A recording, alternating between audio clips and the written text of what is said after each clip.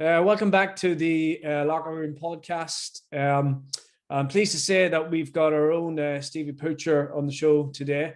We've also got ex-Kilcoon manager and current Fermanagh coach Paul McIvor on the pod today. Now, before we speaking to the lads about the Ulster final and about the final four left in the All-Ireland, I'd like to just put a word out to our sponsors, RIPT, for their continued support of the podcast.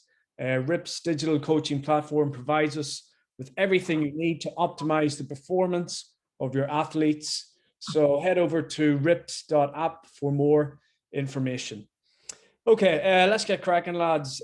Paul, I'll turn to you first because you've had first-hand experience with Fermanagh of coming up against Monaghan this year.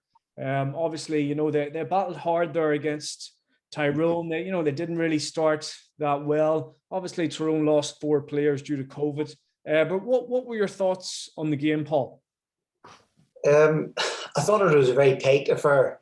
And I suppose if you look back, Joe, at all the different stats that is coming from the game, it would lead to, that synopsis. It was such a tight game, and it was the fine margins that got thrown over the line.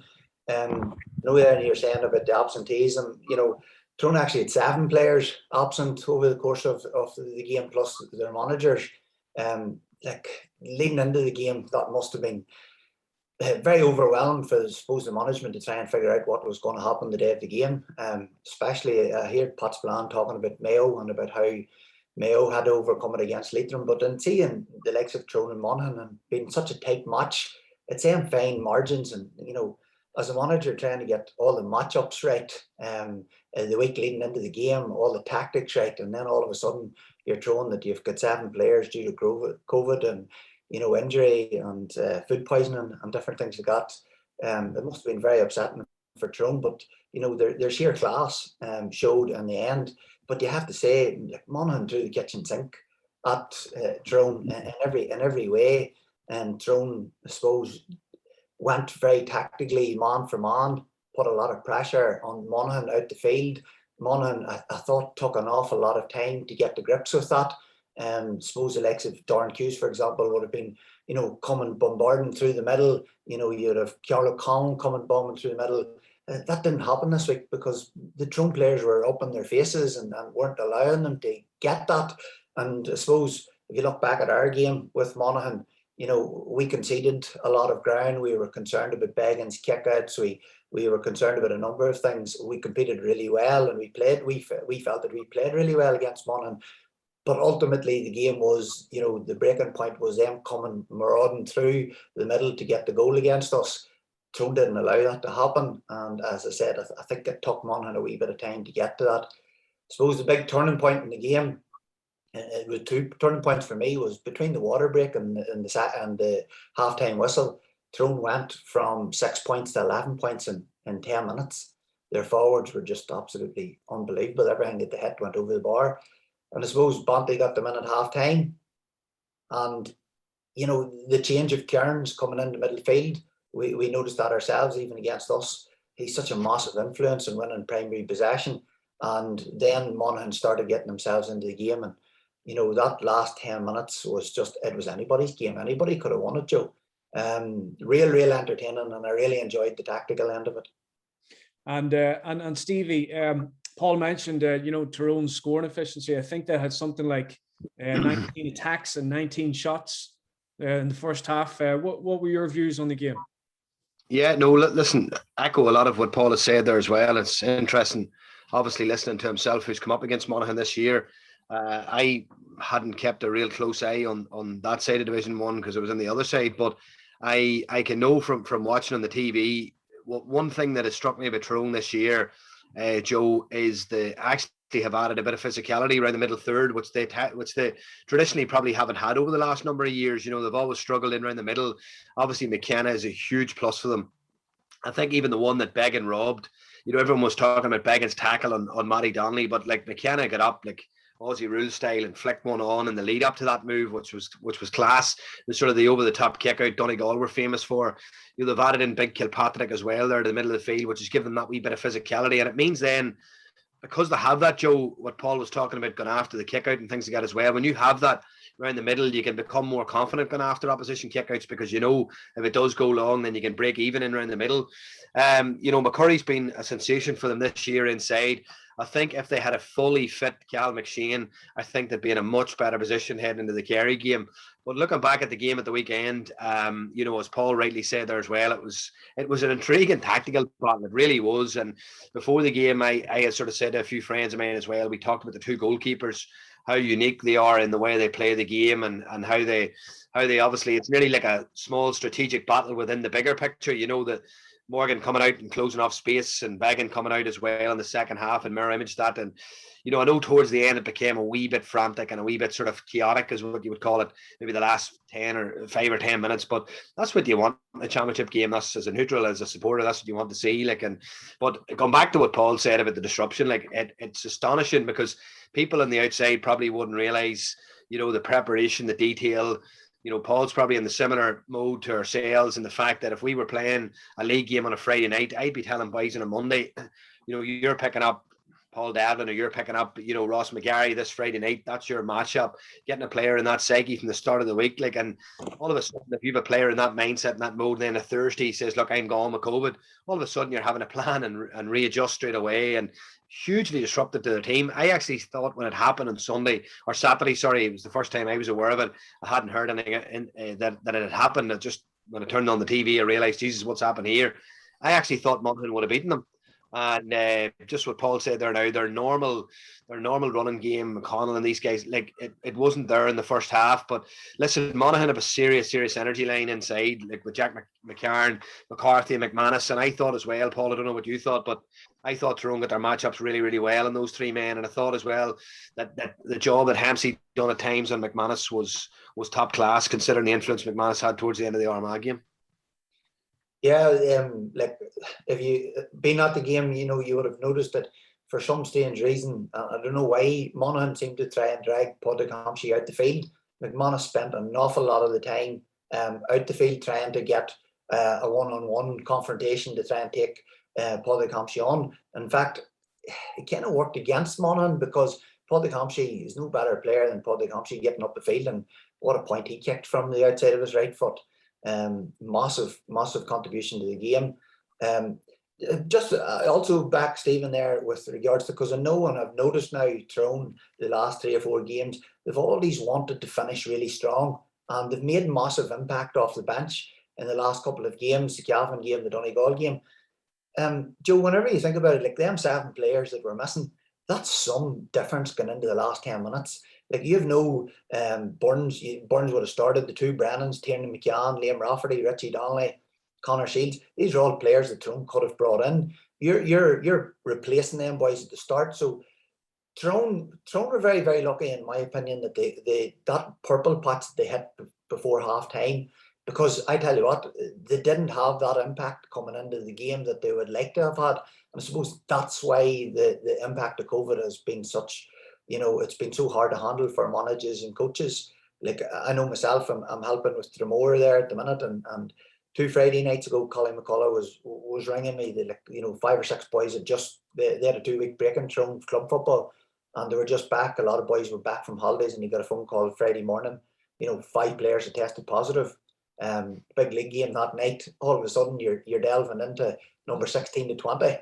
And then your subs are all of a sudden becoming number 20 to 25.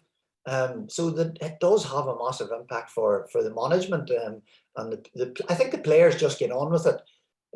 Throwing strength and depth allow them to do that. That's still a very strong Tyrone team. However, getting into the last 10 minutes, I would have thought that the Tyrone team would have been probably stronger, and it would have if them COVID boys had been available. And Petey, I think Petey Hart and McCrory were very clinical at the end, Steve. As you said, McCrory's a lovely player. Technically, he's a beautiful player. Peter Hart there came into it a little bit at the end. He gets a point. Is that, Stevie, is that the difference too at the end? Tyrone being a little bit more clinical up front. Also noticed in the first half, they were taking a lot of shots outside the scoring zone. They seem to be taking a few more risks under the new management compared to under Mickey Hart. But was that the difference, being clinical at the end there? Well, I think, you know, both teams are hugely experienced, Joe. So when it comes to coming down the stretch, like there's no shortage of game management in either side. And if you think back to the Armagh game, you know, the way Conor McManus orchestrated 3 free kicks very late in that game was serious game management from Monaghan. I know Armagh contributed to their downfall with mistakes, but they're both teams who are extremely, hugely experienced at this stage and have been in these situations before. But come back to your question about being clinical and being efficient in front of goal. It's probably something that Paul talked about there, about the strength of the squads. There was a great stat from one of the journalists there on Twitter. I don't know who it was, but he put up a thing in the last 13 years, I think in the last 13 semi-finals or something like that, I think, or the last 9 years, I think 5 of them have been contested by these 4 teams that are left: Tyrone, Mayo, Dublin and Kerry. And they're probably the 4 counties in Ireland that do have an extremely strong squad and can bring in 5 or 6 individuals who will make an impact and who will make a difference. And as Paul touched on there as well, Joe, he's completely right. When you do go down that stretch, that last 10 minutes, you need a clarity of thought. You need clear thinkers. You know, fresh men will add that. Someone who's trotted about the field for 60 minutes, 65 minutes, who's tired physically. If you're tired physically, you're tired mentally. And when you're tired mentally, you make mistakes. And that's when the games become very chaotic. In that last 5 or 10 minutes, Dublin are fantastic at it. Davy Byrne came out with the ball the other day. Look, Jack O'Connor said after, I think, you know, the Kildare gave them a test. I don't know how much of a test it was really for them, but it was tighter compared to previous Leinster games. But Davy Byrne comes out and the hand goes up. Once that hand goes up, that's their signal. This game's killed. This game's dead. You know, keep possession. And it's not pretty. It's not pretty to watch, and it's very attritional. And but it's game management. You know, it's game management, and I'm sure, you know, a lot of counties can learn a lot from it. I know in recent years Armagh have probably struggled with the game management side of things. Have thrown a lot of games away in the latter stages of games, and it's something that Dublin are very, very good at, very clinical at, is managing games, and really good teams will be able to do that. And I think that again comes from the fresh legs coming in. Petey Hart is right. Yes, he did come into the game. I thought he had a reasonably quiet game by his standards, but he did come into the game later on. But having that clinical nature up front and that efficiency, but that clarity of thought later on, Joe, is so important. And as Paul said, like, it's the best teams can bring those men in, and, you know, lesser squads and lesser panels. You're bringing in a rookie, or you're bringing in a lad who's making his debut, or a lad who's maybe played a handful of minutes. But this year, and funny, I had this conversation today with a lad who's involved in development, and he was saying this year, beyond all years, you didn't have an opportunity. I don't know what you were like, Paul, with Fermanagh, but like every game is so important. Every minute is so vital, and you've only 3 of them. So you couldn't really blood 4 or 5 new lads. You know, you the only blooding that you can do really is, you know, a bit of game time and training, or a challenge game, because you're going with the tried and tested, because the season is so short, so unique, and the preparation was so disrupted. So it's been a very, very difficult season for everybody. And listen, probably looking in the hindsight now, the 4 best teams are probably left in it. Lads, just before we move on to the next part, the goalkeepers, there's been a lot of interest in the southern media about the role of the goalkeepers. Obviously, it's no surprise to you, Stevie, because, you know, you've written a blog on this. But I was going to ask you, Paul, we've seen the goalkeepers contesting kickouts. We've seen them being extra defenders. We've seen them as being playmakers now as well. Who do you think had more of an influence in that game, Began or Morgan? Very difficult. It depends what you're looking at, Joe. I know Rory will get all the plaudits for, you know, even people are talking all about the tackle. If I was at Tyrone management, I would be raging, because whenever Matty got that ball, Don McCurry was completely free to the top right-hand corner of the pitch. And it would have been, as Stevie goes, the last couple of minutes of the game, things happen. You know, players fatigue sets in and different things. But when Matty got that ball, there was a minute left in the clock. They were a point up. Don McCurry was free, and he just took too much out of the ball and allowed Rory to steal it. If you look at the kickouts, Niall Morgan went long 9 times in the game and Tyrone won 6 of them. Rory went long 4 times and Tyrone won 4 of them kickouts. So, you know, whereas Rory was having a lot of success short, he get completely wiped out. And because of Niall's positioning on the kickouts, and it's something that actually Racey must have been talking to the Tyrone camp about, because our stats people in Fermanagh are absolutely unbelievable. And it's one of the things that they had picked out about how Rory Began loves to hit that far left-hand corner of the field. And you mightn't have been able to see it, but I know Peter Canavan picked it up on the BBC. But our goalkeeper had played out in that position for nearly the whole of the game. And I thought that maybe Monaghan missed a trick on that, because they maybe would have known, right, well, if you're going to stand out there, we'll still put the ball out on top of you anyway and see what happens. Because there does become that sense of panic a couple of times, that whenever the ball was played out there and Niall wasn't going to get it, people were kind of like, get back, get back. But the whole role of the goalkeeper has come changed, and I believe it's changed for the better. You'll see a lot more teams now trying to get outfield players to play in goals. It's not going to be long before the actual goalkeeper just becomes an integral part of the game and becomes a man marker, becomes a midfielder. But you need to have 2 or 3 people that are very au fait with the goalkeeper's role, so that if he's out the field, that they can drop back in. I know you play a lot of sevens football there and down, and the next down manager, we should be looking for an outfield player to play in goals, because it definitely will give teams advantages moving forward. Yeah, I think you're right there. I think Conor Laverty has started to play Charlie Smith, who was a Mayo Bridge midfielder, as the goalkeeper now for the down under 20s. So yeah, there seems to be a pattern emerging there, Stevie, that the goalkeeper has to be one of your best technical players as well. Yeah, listen, I was involved with Bryansford last year, and we would have did it in the league. And again, we only had 3 league games to sort of try and get it right. But Mark Reid there, Mark's he was in the down panel this year. I don't know if he's still in it, but Mark would have played a bit of midfield for Bryansford at different occasions, seconds football and stuff when they were short. And took him out actually in the league game last year against Kilcoo. They were very, as Kilcoo do, they get in front of you and then they're very, very hard to break down. And we were taking him out to try and stretch it a wee bit more. He actually scored a point that night to bring it back to within a point with about 5 minutes to go. But as Paul rightly said there as well, I think it's choosing your moments too, because you can. I thought the other day, Paul, I don't know what you thought. See that stuff at the end, the frantics. I thought it became a bit of a circus type atmosphere, where he's chasing back and it's, it just creates pressure, creates panic, and I think there's a time and a place for it. Obviously, the back pass rule, I think that could be developed a little bit more. I think what's going to happen now is the GA don't like change. Okay, we've got a lot of people at the highest level in the GA who are very, very set in their ways, who what you would probably call, the dinosaur rule book, and they don't like innovation, they don't like change, they don't like anything that's new, or people see it nearly as a negative against the game. And even the mark rule, for example, was pushed and pushed and pushed and brought in, and it's ruined. I think, even on Sunday, Daniel Flynn caught a ball, runner coming off the shoulder, took the mark and realised he shouldn't have took it, and Kildare were in for a goal. And I think we're actually cutting back and denying the amount of goal scored opportunities that we can create by bringing this silly mark rule in. And then there's a mark given the other day to Kieran Kilkenny. It was a kick ball from 20 metres away, a wee loopy one over in the air, and he caught it in the edge of the D. It wasn't even, that's not what the mark was brought in for, and you can manipulate it, but not without going offline. Come back to your original point about the goalkeeping. I think it's going to get to a stage, and I hope it doesn't, Paul, but I think it might get to a stage where the GA might decide you can't give the ball back to the goalkeeper inside his own half or something like that. Just people don't like to see it, and it's because I think it's very innovative. I think it's enjoyable, but I tell you what, it'll be fun now. It'll be fun in the club leagues and down now, because you'll have boys there doing it who won't be fit to do it, and I'll tell you, it'll cause some panic and pandemonium now. It'll be interesting to see how it pans out and what patterns will evolve from that. Stevie, you mentioned Kildare there. Let's move on to the Leinster final. We'll look at the Dublin.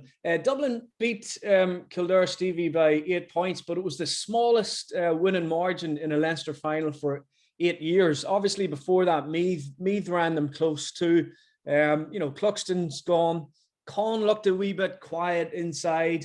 They didn't score any goals against Kildare. What are your thoughts on Dublin? There's a lot of stuff in the media talking about Dublin maybe not being with it this year, and there's an opportunity for other teams to maybe win the All-Ireland. What do you think? Joe, there's obviously something just not completely right. Okay, now there's still one Leinster to count there, but if you look at the performances against Wexford, the performances against Meath, there was elements of those performances that we've never ever seen in Dublin's game over the last 6 years. Has this group of players peaked? Have they lost? I think they've lost 15 players since 2017. Panelists, starters, whoever it happens to be from the time of Jim Galvin. Played them ourselves in the first National League game, and there was 12 of the All-Ireland teams started. And first quarter, they were excellent. I think there were 4 or 5 points up in the first quarter. It was typical Dublin. They punished you for every turnover you made, etc. But we got a man black carded. We actually got 2 black cards in quick succession. So we played the second quarter with 14 men, and the third quarter with 14 men, and we actually won that segment of the game by a point or two, if I can remember. Now, it was the last quarter where we made silly mistakes and they kicked on and won the game with 6 or 7 points. But I just felt, even coming away that day, Joe, I felt, no, maybe they're just timing their run. Maybe they've trained hard this week. Maybe there's something not right. I didn't think they were as slick as they normally are, but as the season's gone on, I don't know, Paul, what your thoughts are on this. I'm sure we'll hear it in a minute, but I looked at the performance against Wexford and I thought, Jesus, like 3-3 after about 25 minutes against Wexford, who struggled in Division 4 this year. Final score 15-7, 15 points only against the Wexford team. And you're sort of thinking to yourself, like that was a Wexford team who the week before, Carlo put 2-19 past them. And you were sort of thinking to yourself, what? That doesn't seem right. And then Meath, the comeback again, Meath, and the panic coming back to 3 points. And I just feel, Paul mentioned it before, when you take away that number 16 to number 24, and you replace them with number 24 to number 32, I just think that's what's happened in Dublin. I just don't think they're still fantastic footballers, brilliant footballers. Even the boys that are coming in, Bulger and these guys, brilliant players. But are they at the level of the Flynns, the Conleys, the Andrews, the McCaffreys? I don't think they are, and I think, Joe, that's what's happening. They've just come back a little bit to the pack, and the big questions are still remaining, and they'll be answered in 2 weeks' time when they play Mayo. Paul, 15 players they've lost. That's a huge turnover. Also, you're kind of seeing some of the Dublin players uncharacteristically, shooting outside the scoring zone. They don't normally do that. Their bench isn't as good as previous years. Paul, do you think there's something not right there about that Dublin team? I am uncharacteristic, Joe. The 22 turnovers on Sunday. 22 turnovers for Dublin, which is virtually unheard of. But I still keep going back to the fact that we're in COVID years. People seem to think we're now in the hot trust of the All-Ireland semi-finals. But these teams only started training 10 weeks ago. People seem to think that this is, we should all be gun-ho and everybody's fitness, but you'll find that the level of fitness and the standards from everywhere has dropped dramatically. And that we're only starting really to get into it. And Stevie's 100% right. I know, for example, Racey's been very, very unfortunate as the new manager from Fermanagh. He's been affected by 2 COVID years, 2 12-week periods. Stevie's involved, and there's common, I'd say, Stephen, you maybe don't even know some of their common players. Desi Farrell's buying smack in the middle of his first 2 years. Yes, he won last year in an All-Ireland. But how does he get to know the players? You're not allowed team meetings. You're not allowed to do your video analysis. I would have been very much, as a manager myself, like to meet up with players individually and have coffee and tea and talk to them. That's all gone because, you're so conscious of what they've got at home. And people are forgetting where we're at with regards to what's happening in society at the minute. And the Dublin players are human at the end of the day. And yes, we know that they broke the COVID ban rule and everything, but maybe that's because that was the first time that they were able to get back out. So maybe they aren't firing on all cylinders at the minute that they would like to. They've tried to integrate a couple of new players, like I see Sean McMahon looks a very good player at 7. Would I dare to say that there's a couple of Dublin players, Stevie, that look as if they're carrying a bit of timber that you wouldn't normally have at this stage of the year. They're not going full tilt as hard as you would. I'd love to see their GPS stats. But I think, and I'm going to say something maybe controversial here, but this is the first time in a long time that Dublin will have to play very well to beat Mayo. And it's not normally that you would say that. You'd normally say, well, Dublin and Mayo will have to play very well. I think Mayo are playing really, really well at the minute, and Dublin will have to up their game big time in order to beat them. Go ahead there, Stevie. Yeah. To back up what Paul's saying there, and I'm sure Paul is exactly the same as every other county. Like, clubs are different, right? Because clubs aren't policed. Clubs are policed sometimes by volunteers, by people within the club. There's good volunteers out there, COVID officers and stuff, right? But clubs will be allowed to break rules to an extent. As you say, the COVID thing, they'll be able to use changing rooms. They might have sneaky meetings in their clubs. Nobody's really policing it. And at the county level, it's so policed really, really well. You have a doctor at every training session, right? You have a doctor, physio at every training session. They're not going to put their professional careers in jeopardy by allowing you to break COVID regulations, right? Not that we would anyway, but we would have arrived. And when I arrived, and Paul's completely right about the Roscommon thing, my first year with the boys, and the first time I met them was on a Zoom. Like, that's not me. Like, my whole coaching is based around my personality, building relationships with players, getting to know them as people.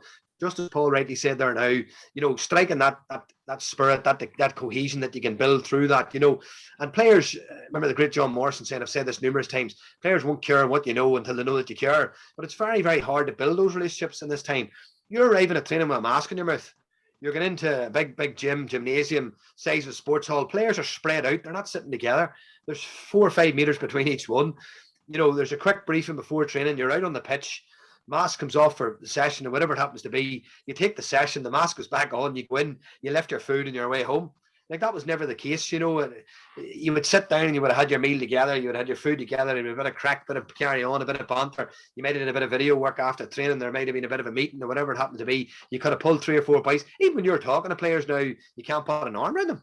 You can't touch them. You can't high five them. It is so surreal, like, it really is. And I don't think people on the outside really, really understand how difficult it is, particularly for new management teams.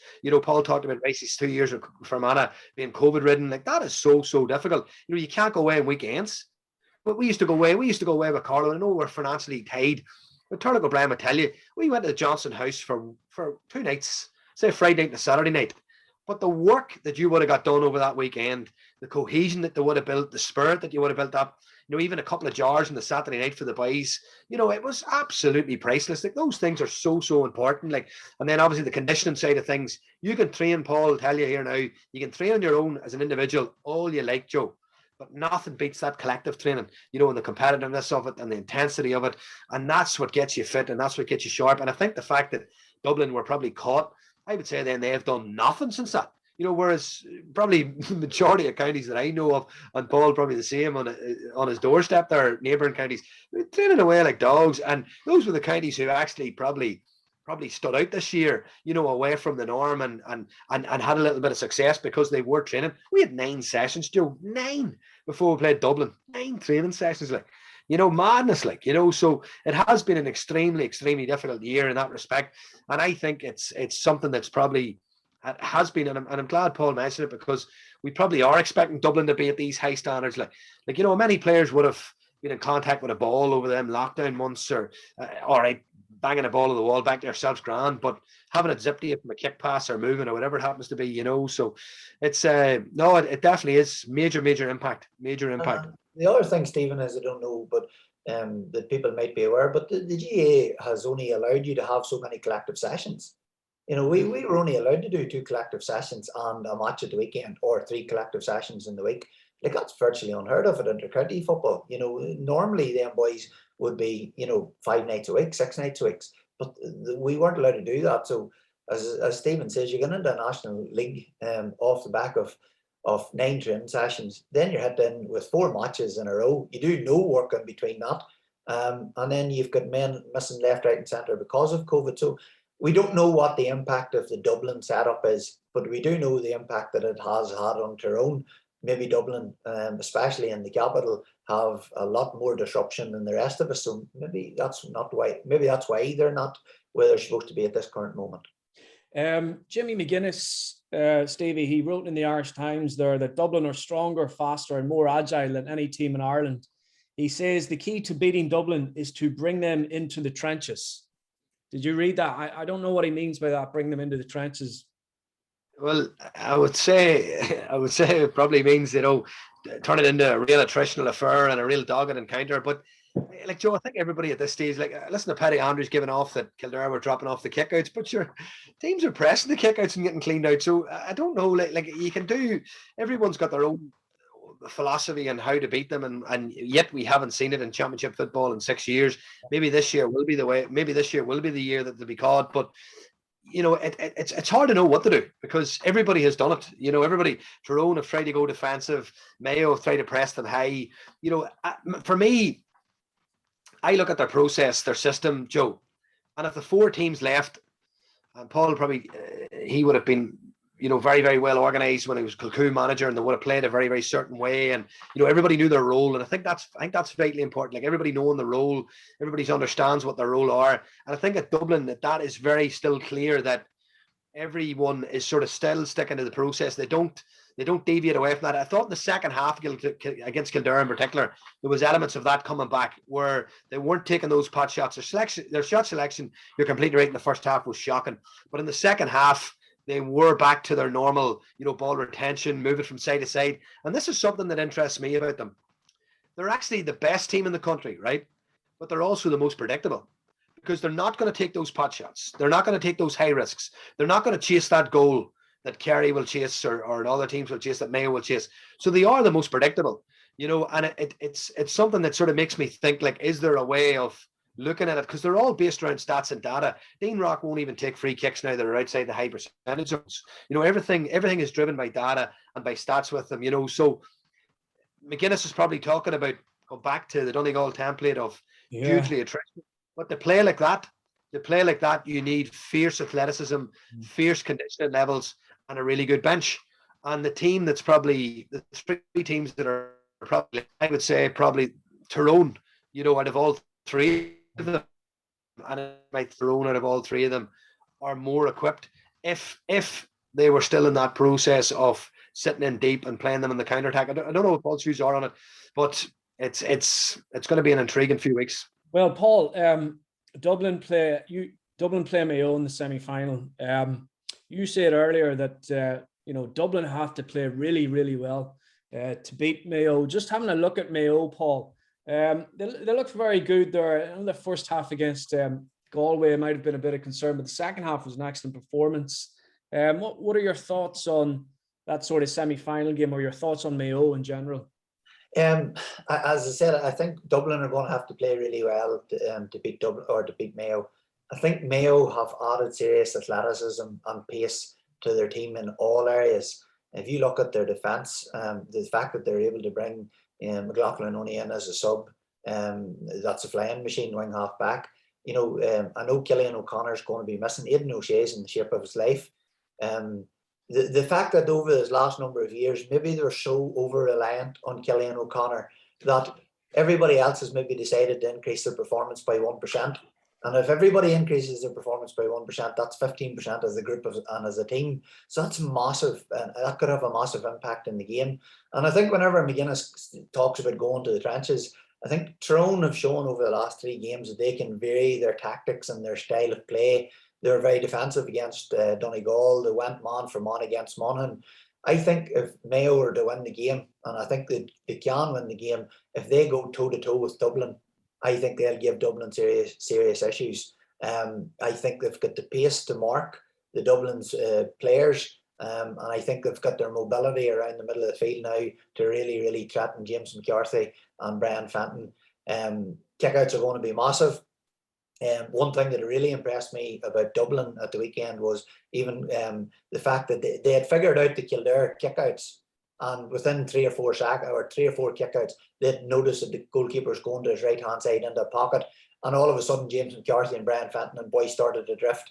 So Stephen talks there about Dublin and how good they are. They're actually one of the most intelligent teams ever to play Gaelic football, because they figure you out really, really quick. And it's a matter of making sure that Mayo don't allow them to figure them out. And I think if they go face to face and they go pushing up, tactics maybe go out the window, and that'll suit Mayo. I'm going for Mayo. Stevie, you said that Tyrone were probably the best equipped, maybe physically, in terms of maybe challenging Dublin. What do you think about Mayo's chances against Dublin? No, I think all 4 teams that are left, Joe, and this is something that I talked about last week actually to a couple of people, and Paul will probably tell you as well. See the level of conditioning among those 4 teams. It's on a frightening level. The level of physical conditioning individually and collectively is mental. Like, you're watching these players up close, stripped out, like, phenomenal athletes. I talked about the Olympics is on now, and I talked about, like, if you're trying to look at Dublin players, the likes of McCarthy, Fenton and these guys, they'd be equally as comfortable in an 800-meter race, at the highest level. That's the type of build they have. They're so long, they've long and lean muscles, they're so athletic. And again, I think that goes back to resources too, money, finance, being able to have individual, player athletic development coaches and pointing the right people, having the best equipment, the best facilities. All that matters, Joe. All that matters. And I think Tyrone have got a lot of that right as well. Peter Donnelly's obviously a major impact in the condition of how good a condition Tyrone are in. Kerry are in phenomenal condition. You know, I've seen it at first hand this year, the way they finished the last quarter again ourselves, like it was 13-all the last water break. The demand sent off, and we're smelling blood thinking, geez, we could get a win here. And all of a sudden you go after the game a little bit, and they just sit in and they hit you on the counter attack. Diarmuid O'Connor, Paul Murphy, Gavin White, you know, boys, Shawnee O'Shea, runners coming from everywhere, and you're going, how are these guys still making those runs after 65, 70 minutes? You know, and I think the last 4 teams that are left are also the best conditioned teams in the competition. Oisin Mullen, I think Paul talked about Oisin Mullen and McLaughlin. Ryan O'Donoghue last year looked like a whippet. And this year he looks as if he's put on 4 or 5 kilos of muscle. He actually looks so much stronger, so much more athletic. You know, and Oisin Mullen fullback, he looks an absolute beast this year in comparison. Now, he was always a strong enough looking lad, but in comparison to where he was last year, and I think a large part of it is down to the S&C and the conditioning. And I think if teams are looking to close the gap, that is something that's in your control, Joe. You know, and I just look at our own county here and down, and we talk about size, and we're talking about size as in tall. But I'm going to ask the question, like, are we physically as strong a group as we can be? And maybe the answer is no. You know, and you have to look then at what's going on. And I'm listening to Andy Cunningham telling me about the Limerick hurlers and the strength. I don't follow hurling that closely, but the physical strength and physical condition of Limerick. He says, Stevie, this started about 10, 12 years ago. They're under 14 development squads, S&C coaches in every squad, broom shafts, deadlifts, you know, coaching them, tailoring them in, and it just becomes then second nature, becomes part of the culture.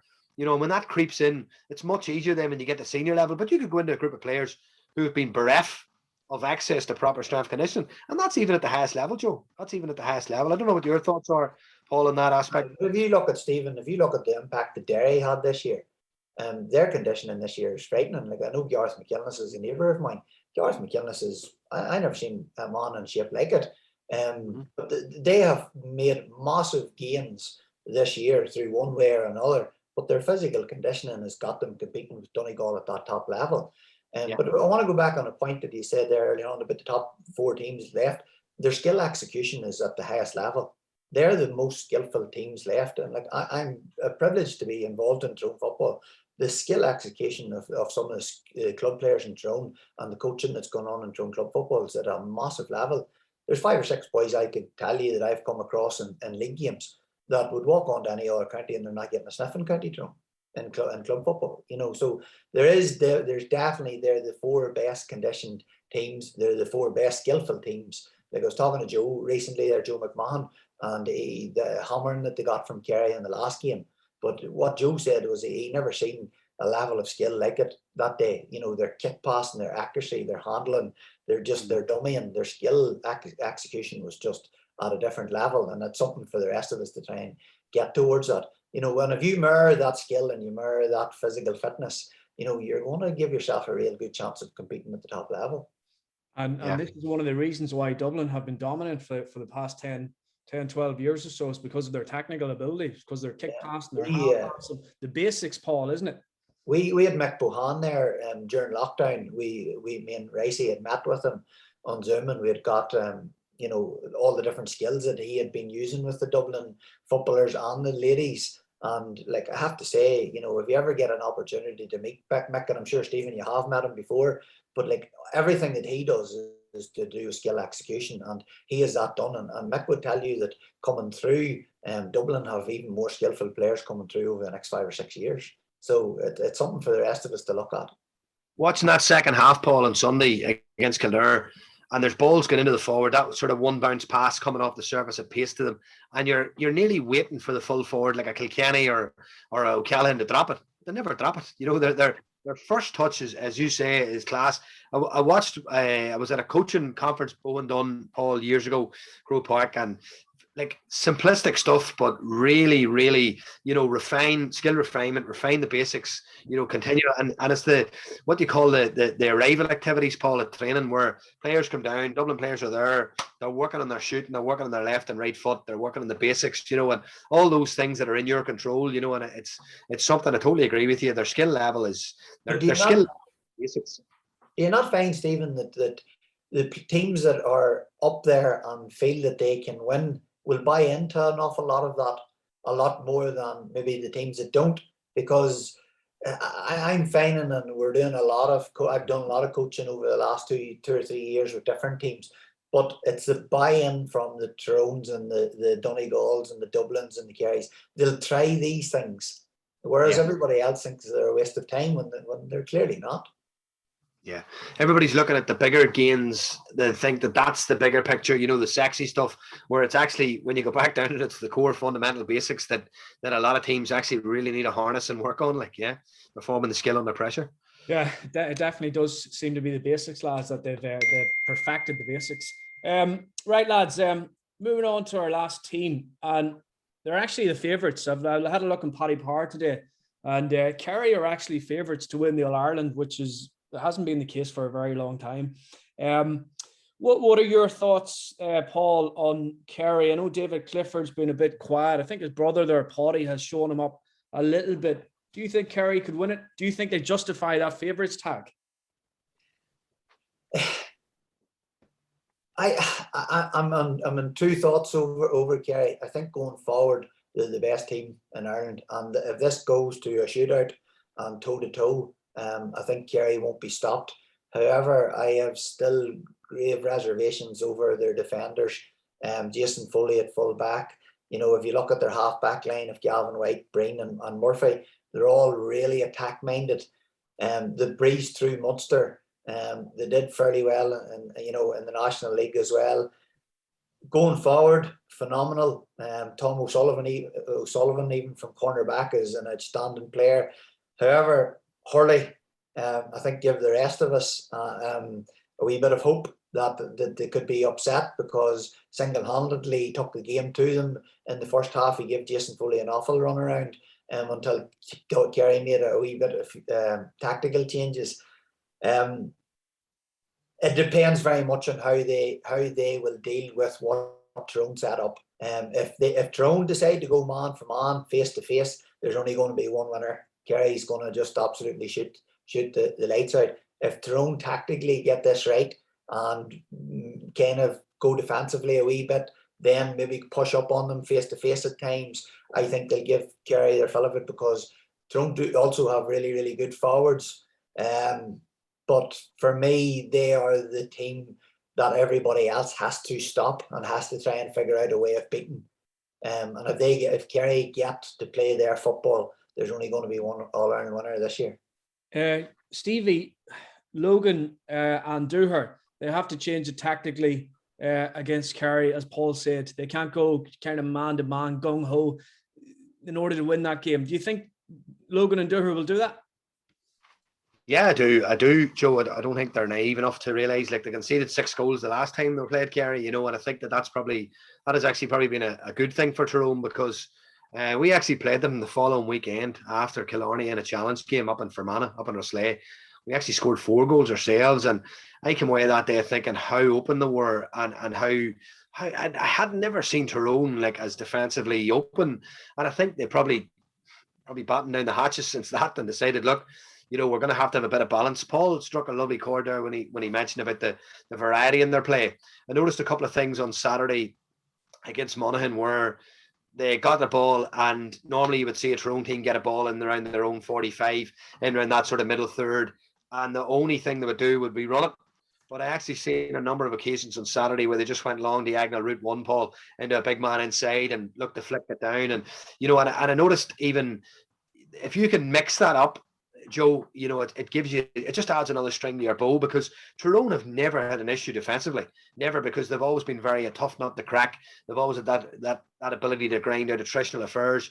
And what Paul mentions very, very interesting about club football, because I have always said for years that I always felt Tyrone, even way back to the noughties, when they had a super team with the O'Neills, the Doohers, the McGuigans, the Mulligans, the Canavans, even when they had those lads, even their defenders, your own manager there, Paul Ricey, he was just as comfortable coming forward and kicking a point as he was doing the dogged stuff.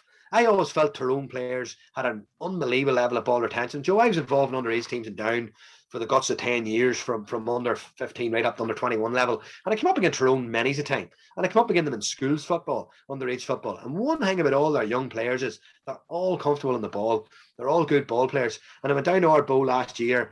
I took a wee training session with their minors, we coach education evening, and Gavin Devlin's young fella was there, and there's a couple of young lads in that panel. And they all have that sort of nearly what you call Tyrone style about them. You can nearly see it in them, and they're all comfortable ball players. But Kerry do have something this year that I think is different. I think they've got the bit between the teeth. I think Park Queeve last year in the middle of November, when they were chin in that wet, rainy night, I think that is driving them on this year. I don't think their focus was anywhere near Dublin or Tyrone. I think their focus was Cork right up until that Ulster final, and now they have to rejig their focus and look at Tyrone, because they beat Clare, they beat Tipperary, and they beat Cork, but Cork stayed up in the last day of the season by 1 point against Westmeath. So Cork technically were at the bottom stages of Division 2 and Kerry won Division 1. So there was a gulf in class, there was a gap there. So we don't really know how good they are, but they do possess, as Paul said, some frightening footballers.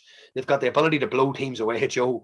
And one thing about them is as well, they have this great habit, and I love seeing it. And I know, Paul, that you would have experienced it at Kilcoo too. Like, take your goals and your points will come. If that goal was on, they're at it, they're after it, they're down the throat, they're looking for that major, and that's something I really admire about them too. Really, really admire about them. But look here, any given day, Tyrone will be well organised. They'll have looked at their matchups. They've got a bit braver on kickouts, and Paul hit the nail on the head. There's elements of Kerry's game that you can get at too. Their own kickouts aren't fantastic. Their own goalkeeper's not fantastic at restarts. Foley full back. Tom O'Sullivan likes going that way. So there's a number of little things that Tyrone could exploit, but it's just picking and choosing their moments. And I think they're going to be two brilliant semi-finals, hopefully. Yeah, Kerry also seem to have their defensive issues as well. Paul, just coming back to you there, McShane, I know when he came on the weekend, he fumbled a few balls when he came back. He obviously hasn't had many games because of COVID as well and that type of stuff. But if you look at the likes of, McShane, Donnelly, McCurry, and then you look at the Kerry forwards, the Cliffords, O'Shea, do you think the Kerry forwards are a level above the Tyrone forwards and that could win the game for Kerry? I don't know. I don't know if I would agree with you. Like, Matty Donnelly has been playing absolutely brilliant football. You put Matty Donnelly in there against Jason Foley, I think there's only going to be one winner. Mark Bradley's a serious player. You've got Darren McCurry, who's in the best shape of his life. There's an article today about how much he practices the mark, and he's really developed that high aerial threat. Some of his catches, I actually went to the Calvin game and stood behind the goals to keep an eye on him, and some of his catching in the air for such a small lad was just absolutely frightening. I think it's going to be very much, Joe, a shootout.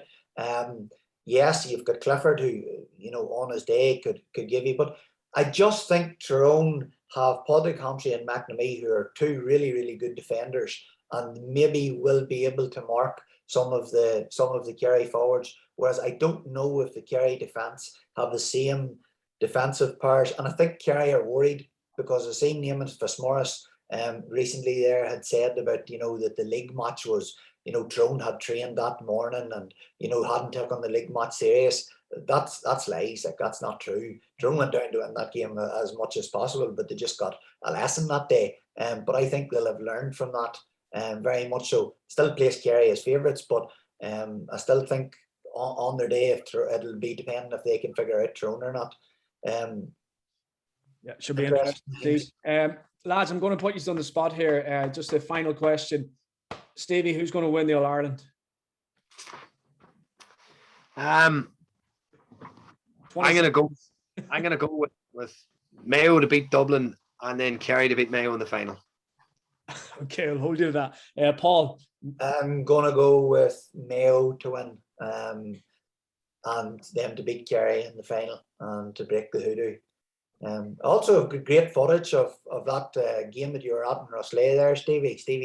Big Shamey Quigley took a video for me of the 4 goals. He says he never seen a smile like it from here to here with you. It's not very often a Stevie team scores 4 goals, Joe. So, well done, Stephen. I know all about it, Paul. I know all about it. I couldn't understand Paul why would so many men up the field. All right, well, here, lads, thanks for coming on the show, and some interesting thoughts there. And thanks for listening to the show. And hopefully we'll see you in 2 weeks. Thank you. Thanks, Joe. Thanks, Joe.